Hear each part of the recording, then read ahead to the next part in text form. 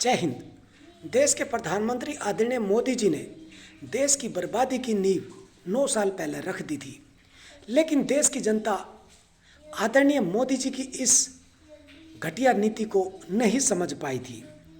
देश के लोग धीरे धीरे समझने लगे हैं कि आदरणीय मोदी जी ने देश को बर्बाद करने का बहुत बड़ा षड्यंत्र किया हुआ है। अब ये षड्यंत्र किसके इशारे पर किया हुआ है, ये तो एक जांच का विषय है और ये जांच कौन करे, क्योंकि देश की जो प्रमुख जांच एजेंसियां हैं वो एक तरफा सत्ता के दबाव में काम कर रही है। देशवासियों, आज मोदी जी ने जितनी पिछली सरकारों के कार्य थे उन सबको पैसा देना बंद कर रखा है। जब दूसरी सरकार बदलेगी, क्या जो आदरणीय मोदी जी ने कार्य शुरू किए हैं क्या उनके लिए कोई पैसा मिलेगा? नहीं, दूसरी सरकार भी वो सब कार्यों के लिए पैसा देना बंद कर देगी। आदरणीय मोदी जी ने जिस प्रकार देश के नेताओं को पैसे के दम पर, सरकारी एजेंसियों के दम पर खरीदा, बर्बाद किया, जेल में डालने का प्रयास किया या कुछ भी, वो सब सरकार बदलने के बाद में क्या नहीं करेगी? दूसरी सरकार भी आदरणीय मोदी जी और आदरणीय मोदी जी से संबंधित जितने नेता होंगे उन सबको बर्बाद करने का काम करेगी। देशवासियों, ये बदले की राजनीति और बदले में दूसरे को नुकसान पहुंचाने की राजनीति आखिर हमारे देश को नुकसान करेगी और ये नींव आदरणीय प्रधानमंत्री मोदी जी ने 9 साल पहले रख दी थी। देश की जनता आज आधे से ज़्यादा समझ चुकी है कि आदरणीय मोदी जी सिर्फ व्यक्तिगत स्वार्थी आदमी है। पूर्व राज्यपाल सत्यपाल मलिक साहब ने किस प्रकार से मोदी जी की पोल खोली है और बताया है कि जो अडानी अंबानी के पास में पैसा है वो अडानी अंबानी का नहीं है, वो मोदी जी का पैसा है। आखिर ये भाजपा के नेता भाजपा की ही सच्चाई, मोदी जी की सच्चाई क्यों खोलने लगे हैं? देशवासियों, समझिए बात को। आखिर कहीं ना कहीं कुछ तो गलत मोदी जी कर रहे होंगे। आखिर किसको इतने दबाव में ले रहे हैं और ऐसा सब कुछ संभव हो कैसे रहा है? देश के लोगों की चलती क्यों नहीं? देश की जनता जब दूसरों को जिताना चाहती है तो मोदी जी और भाजपा ही क्यों जीतते हैं? ये एक सोचने का विषय है। देशवासियों, मैं अभी भी अपील करता हूं, जब तक एक तरफा देश का प्रत्येक नागरिक आदरणीय मोदी जी को, भाजपा को जड़ से खत्म करने का संकल्प नहीं लेगा, तब तक आदरणीय मोदी जी, भाजपा और आरएसएस देश से खत्म नहीं होंगे। विपक्ष के लोग कहते हैं कि भाजपा मुक्त देश करना है, लेकिन मैं दावे के साथ कह सकता हूं, जिस प्रकार से विपक्ष के नेताओं की नीति है उस प्रकार से भाजपा, आरएसएस, मोदी मुक्त तो छोड़ दीजिए, विपक्ष मुक्त हो जाएगा।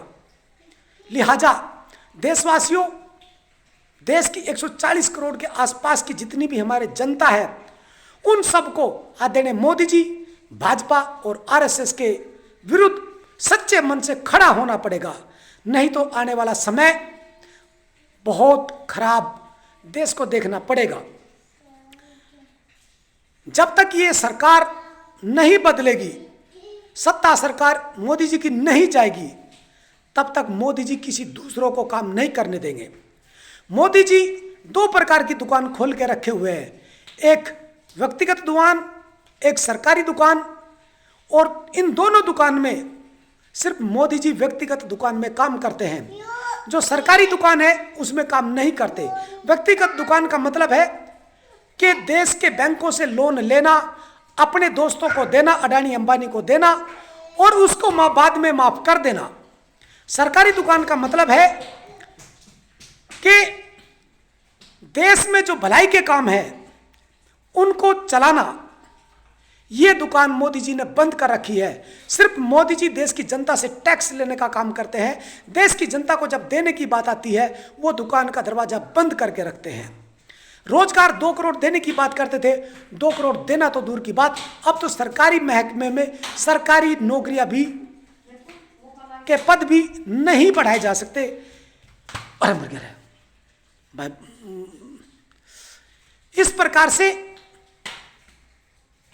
देशवासियों, मोदी जी देश को तबाह करने पर तुले हुए हैं। आप सबको एकजुट होना पड़ेगा, तब ही मोदी जी और आरएसएस की, भाजपा की पोल पट्टी खुल सकती है, तभी सच्चाई सामने आ सकती है। जब तक सरकार नहीं बदलेगी तब तक यही नहीं पता चलेगा कि मोदी जी अच्छा कर रहे हैं, भला कर रहे हैं। समझिए देशवासियों, जब जिसके हाथ में सरकार होती है वो हमेशा अच्छाई दिखाने का प्रयास करता है, अच्छा ही दिखाता है। दूसरे जब सच्चाई खोलने का प्रयास करते हैं वो तो सत्ता सरकार का दुरुपयोग करके उनको तबाह कर देता है। यही मोदी जी कर रहे हैं, यही तानाशाह हिटलर ने की थी और यही अंग्रेजों ने की थी। लेकिन आदरणीय मोदी जी 4 चंदे आगे हैं। मोदी जी ने इमरजेंसी भी नहीं लगाई और पूरे देश को इमरजेंसी से भी भयंकर त्रासदी में धकेला हुआ है। कोई भी भले का काम मोदी जी से करके देख लो, कोई भी काम नहीं किया हुआ है। जितना भी मीडिया चैनल है, मैं अब इनकी बात करता हूं, जो गोदी मीडिया है, गलती गोदी मीडिया की नहीं है, वो भी मजबूर है। अगर वो मोदी जी का गुणगान नहीं करेंगे तो बेचारे मारे जाएंगे, उनके चैनल बंद हो जाएंगे, उनके एम्प्लॉय बेरोजगार हो जाएंगे। उनकी मजबूरी है देश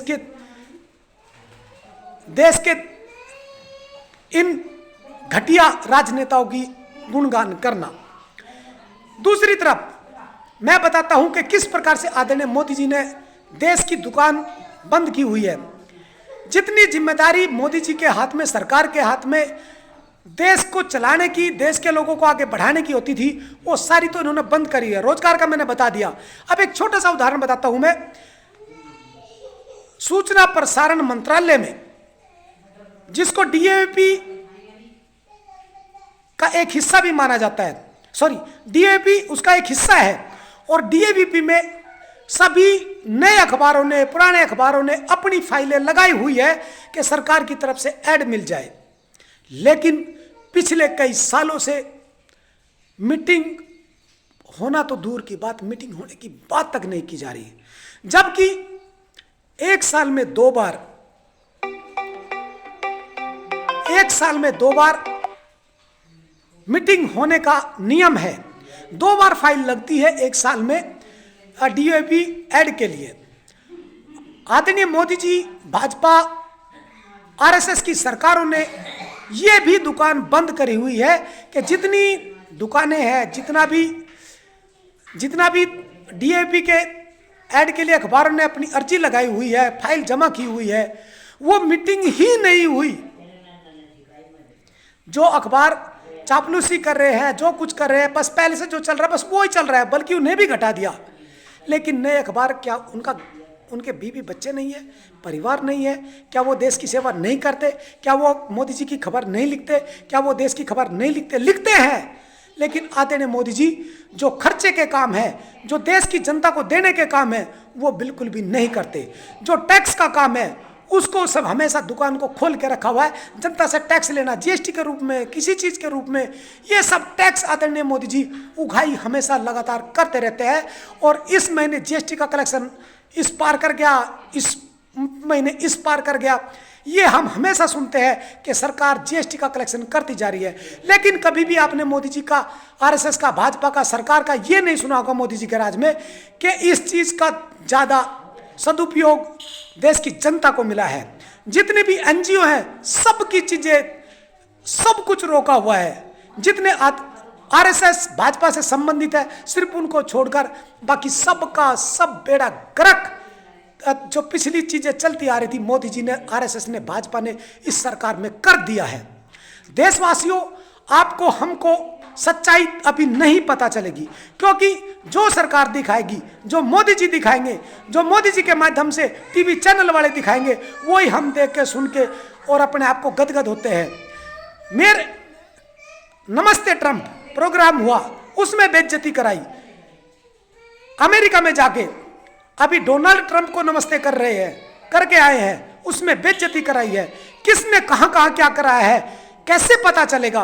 ये पता चलेगा जब सरकार बदलेगी, जब भाजपा की सरकार सत्ता से उखाड़ फेंक दी जाएगी, जब भाजपा के आरएसएस के सब ताने बाने को खत्म कर दिया जाएगा, जब मोदी जी को सत्ता से उठा के नीचे फेंक दिया जाएगा, तब देश की जनता को पता चलेगा, जब दूसरी सरकार आके इन सब की जांच बैठाएगी। और ये तभी संभव है जब देश की 140 करोड़ के लगभग की जनता एक साथ सच्चे मन से खड़ी होके मोदी जी का, आरएसएस का, भाजपा का विरोध करे और इनको भूलकर भी वोट ना दे, इनके कहे पर वोट भूलकर भी ना दे, तभी जाके देश बचेगा। नहीं तो ये देश को तबाह कर देंगे, बर्बाद कर देंगे। ये मैं नहीं कह रहा हूं, ये देश की जनता दबे मन से धीरे धीरे ऊंची आवाज में भी अब बोलने लगी है। डरती है देश की जनता बोलने से, क्योंकि सीडी, ईबी, पता नहीं क्या क्या, आईबी, पुलिस, सीआरपीएफ सब मोदी जी के हाथ में है। आखिर कौन बिल्ली के गले में घंटी बांधे? हम तो भैया अपनी उम्र पूरी कर चुके हैं, हमें नहीं पता कि क्या होगा क्या नहीं होगा। जी ली हमने जितनी उम्र है। मैं तो कभी कभी सोचता हूं, राजगुरु सुखदेव, भगत सिंह, इन्होंने अपनी शहादत दे के बहुत गलत किया। ऐसे लोगों के हाथों में सत्ता दे दी जो स्वार्थी है, 100% स्वार्थी है।